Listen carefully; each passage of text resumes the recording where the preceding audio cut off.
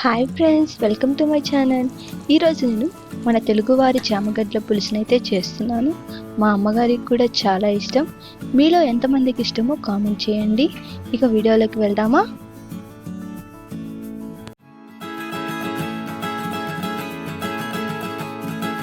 చామగడ్డల పులుసుకి కావాల్సిన పదార్థాలు: చామగడ్డలు, టమాటా, ఉల్లిపాయలు, కొత్తిమీర, కరివేపాకు. ఇప్పుడు స్టవ్ ఆన్ చేసి ఒక గిన్నె పెట్టుకొని అందులో 3 లేదా 4 గ్లాసులు వాటర్ పోసి చామగడ్డల్ని ఉడకపెట్టండి. తర్వాత అవి ఉడికాయో లేదో చెక్ చేసుకొని చల్లటి నీళ్ళని యాడ్ చేసుకోండి. తరువాత పొట్టు తీసి వాటిని మీడియం సైజు ముక్కలుగా కట్ చేసి పక్కన పెట్టుకోండి. ఇప్పుడు ఒక కడాయి పెట్టుకొని అందులో తగినంత నూనె పోసుకోండి. నూనె వేడెక్కాక చిటికెడు ఆవాలు, మెంతులు, జీలకర్ర మరియు తగినంత ఉల్లిపాయలు వేసుకోవాలి.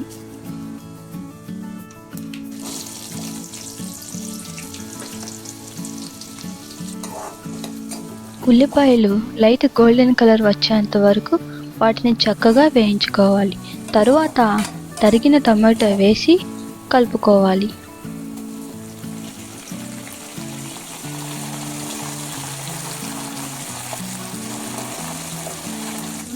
టమాటాలు త్వరగా మగ్గడానికి చిటికెడు ఉప్పు వేసి బాగా కలుపుకొని మూత పెట్టుకోవాలి.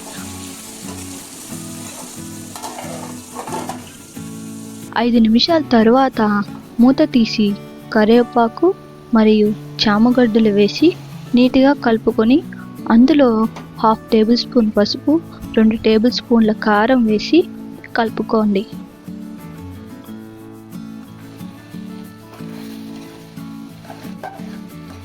మీకు నా కంటెంట్ నచ్చినట్టయితే సబ్స్క్రైబ్ చేసుకుని వాళ్ళు ఉంటే సబ్స్క్రైబ్ చేసుకోండి. ముందుగా నానబెట్టుకున్న నిమ్మకాయ సైజు చింతపండుని కలుపుకొని పులుసు అందులో పోసుకోవాలి.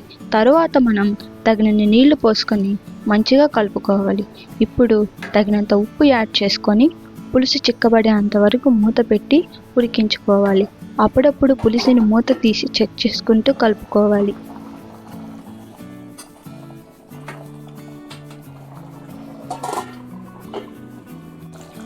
లాస్ట్గా నేను తయారు చేసుకున్న పొడిని అయితే దీంట్లో యాడ్ చేస్తున్నాను.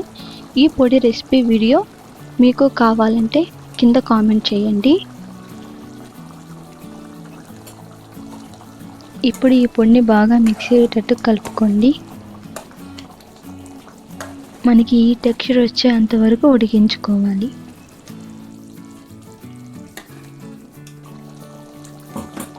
చివరిగా లాస్ట్ 5 మినిట్స్ ముందు కొత్తిమీర యాడ్ చేసుకొని స్టవ్ ఆఫ్ చేసుకోండి. ఇంతేనండి, రుచికరమైన చామగడ్డల పులుసు రెడీ.